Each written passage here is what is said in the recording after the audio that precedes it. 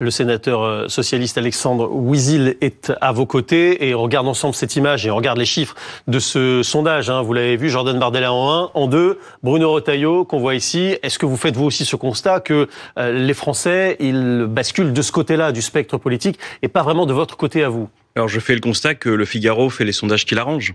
Et si je regarde les sondages qui sont parus avant sur ce qu'attendent les Français et ce que serait une assemblée en cas de dissolution, nous voyons que ce que monsieur vous appelez tambouille, ce que nous appelons Front républicain, continue à être largement plébiscité par les Français. Donc, qu'il y ait 30% des gens qui veulent quelqu'un d'extrême droite, c'est un fait, le sondage en tout cas semble l'indiquer. Mais en revanche, ils disent que ce serait un bon Premier ministre. Je finis, si vous permettez. Oui, non, mais c'est juste pour être précis sur l'intitulé. Il y avait un sondage la semaine dernière qui disait que 31% souhaitaient un Premier ministre socialiste, là c'est 16. Oui. Donc en fait, le sujet c'est quoi ? Le sujet c'est revenir à ce qu'est cette Assemblée aujourd'hui et quel sens nous voulons lui donner. Nous disons des choses simples.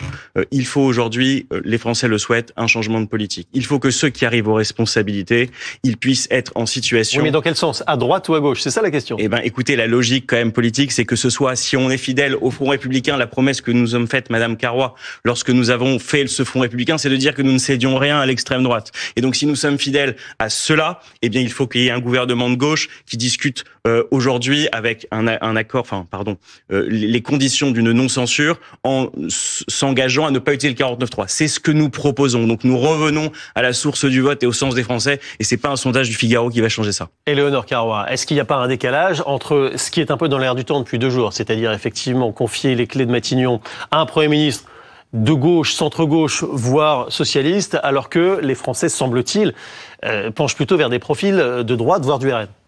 Je pense qu'il y a une évolution dans la compréhension de ce qui est en train de se passer depuis la dissolution qui était il y a tout juste 1 an. Il y a tout juste 1 an, lorsqu'on nomme Michel Barnier, tout à coup, les LR pensent qu'ils ont gagné les élections. Et que parce qu'il y a un Premier ministre de droite qui était censé rassembler et faire un gouvernement de coalition, il y avait eu une inversion des résultats de l'élection. C'était pas le cas, on a avancé. François Bayrou avait promis de construire un compromis. Il a essayé de constituer un gouvernement avec des ministres de gauche et de droite. À ce moment-là, je suis désolée, la gauche avait pas très envie de venir au gouvernement parce qu'il y a quand même un certain confort à rester dans l'opposition. Je pense qu'aujourd'hui, il y a encore une évolution et moi je crois à ce compromis. Je sais qu'en France... Donc ce compromis plutôt vers la gauche ? Non, pas plutôt vers la gauche parce que vous savez, il va falloir aussi composer avec les LR, avec tous les membres de ce Front républicain. Et pourquoi est-ce que... Les LR n'ont pas fait Front républicain. Et les LR n'ont pas fait Front républicain. Et sur le point que soulevait Monsieur Taverne, ce n'est pas une tambouille. Si ça avait été un vote contre nature, comme le dit le Rassemblement national, le 2e tour des élections législatives il y a 1 an, les Français ne se seraient pas déplacés massivement. Il y aurait eu une abstention extrêmement forte. Or, s'il y a un message très clair, et c'est important de le dire, parce qu'il y a quand même cette fake news qui est répétée à longueur de journée sur les plateaux, genre le RN gagnerait. Non, les Français ont dit très clairement qu'ils ne souhaitent pas voir le Rassemblement national, et ils ont raison. Ils ont raison parce que le programme budgétaire du Rassemblement national, c'est 100 milliards de plus. Qui va nous donner des leçons d'économie. Raison. Oui, et sur les personnalités que vous avez présentées. Ils n'en voulaient pas. Incroyable. Donc, on peut refaire des élections aujourd'hui, 1 an après. Ça donnerait probablement une tripartition. Alors, et donc, il faut vraiment arriver à des compromis. S'il y avait une élection présidentielle aussi, ça ne serait pas très bon pour le président de la République, parce que le même sondage explique que 2 Français sur 3 demandent une démission d'Emmanuel Macron. 64%, c'est quand même colossal. Est-ce que le président doit en tirer les leçons et surtout comment on fait pour gouverner quand on est à ce point impopulaire ? C'est du jamais vu. Le président, c'est l'arbitre et le garant des institutions dans la Ve République. Et c'est pour ça qu'il a un gouvernement qui est chargé de gouverner. Et aujourd'hui, ce gouvernement, il doit composer et faire des compromis.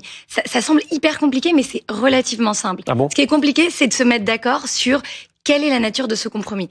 Lorsque François Bayrou dit « Je vais vous poser une question à laquelle je vous demande de me répondre », après, vote de confiance, moi je comprends très bien que les oppositions soient pas à l'aise avec ce vote-là. Il n'y a pas de difficulté. Mais lorsqu'il dit « Mettons-nous d'accord sur la question qui est cruciale aujourd'hui, qui est de réduire le déficit de notre pays », c'est aussi cette recherche de compromis qu'il nous propose. Donc moi je pense que si on avance comme cela, quelle que soit finalement la personnalité, il faut mettre en avant le quoi avant le qui. Je l'ai beaucoup dit, je sais que ça fait sourire parce qu'on aime bien parler de de personnalités. D'ailleurs, vous avez que des hommes dans ce sondage. Et qui a été testé et comment est-ce qu'on en arrive là? C'est aussi des questions qu'il faut se poser. Moi, je pense que les Français, au-delà de la personne... Il y a notamment Christine Lagarde. Voilà, on n'a pas mis tout le monde, mais il y a Christine Lagarde qui arrive juste après. Voilà. Mais vous voyez bien que ce qui compte aujourd'hui, c'est comment on arrive à trouver de la stabilité. Christine Lagarde, elle est entre ceux de droite qu'on vous a montré et le Parti socialiste. On n'a pas mis tous les noms. Michael Taverne, on sait que il y a le 8 septembre, mais il y a aussi le 10 septembre qui se rapproche. Et autre chiffre donné par ce sondage qui est évidemment intéressant, c'est le mouvement Bloquons tout. Et plus d'un Français sur deux soutient ce mouvement Bloquons tout. 56%. Est-ce que vous comprenez ce soutien? Est-ce que peut-être vous le partagez vous aussi, même si vous redoutez d'éventuels débordements? Oui, alors les débordements, c'est malheureusement le principal risque pour le 10 septembre, puisqu'on voit que ce mouvement a été récupéré par l'extrême gauche. Et quand il y a des mouvements récupérés par l'extrême gauche, dans la plupart du temps, nous avons des groupuscules extrémistes, des bad blocs qui viennent en fait perturber cette manifestation, ce rassemblement citoyen, et en fait leur stratégie, c'est la stratégie du chaos pour essayer de déstabiliser les institutions. C'est la stratégie en fait Black Bloc, c'est notamment de l'extrême gauche. Sur le fond, vous aussi vous pourriez dire, moi je fais partie des 56%. Vous savez, vous savez, quand on est élu d'une circonscription, le but c'est de les écouter et surtout de trouver des solutions à leurs problèmes. Moi, c'est ce que j'essaie de faire dans ma circonscription depuis maintenant 3 ans. Alors quand j'entends le Front républicain, excusez-moi, c'est pas un projet politique. Ce qu'ils attendent les gens, c'est d'accord, maintenant qu'il y a un Front républicain, qu'est-ce que ça a apporté en fait à ma vie de tous les jours? Mais ça a strictement rien apporté. D'Alexandre Wizil, s'il vous plaît, là-dessus. Sur le pouvoir d'achat, la sécurité et l'immigration. Si vous voulez, quand j'entends 56% des Français soutiendraient des Black Blocs ou des gens d'extrême gauche. Bloquons tout, le mouvement Bloquons tout. Le mouvement Bloquons tout, c'est ce qui vient d'être dit, ce que je trouve assez ridicule. De récupération d'extrême gauche. La réalité, c'est que nous, notre travail, notre fonction, c'est de passer de bloquons tout à changeons tout. C'est-à-dire de trouver les conditions, de donner un débouché à cette colère des Français. Et nous considérons quoi? Nous considérons que ce qui permet de le faire, c'est le changement de politique. Et donc, si Emmanuel Macron, à nouveau, repart dans l'idée que il va nous proposer quelqu'un qui, par ailleurs, pour aller au bout de ce qui nous est proposé lundi, on nous propose de discuter non même pas d'une politique, d'un diagnostic, la confiance aux oppositions, mais on est dans un scénario qui est complètement délirant avec quelqu'un qui nous dit c'est 44 milliards ou rien, alors que nous on considère que ça casse l'économie. Vous voyez, il faut complètement changer le ciel. Donc nous ce qu'on propose c'est un gouvernement de gauche parce qu'on n'est pas dans la confusion politique de l'élargissement du bloc central, mais qui passe des compromis avec l'Assemblée. Bref, ce que vous nous avez demandé l'année dernière.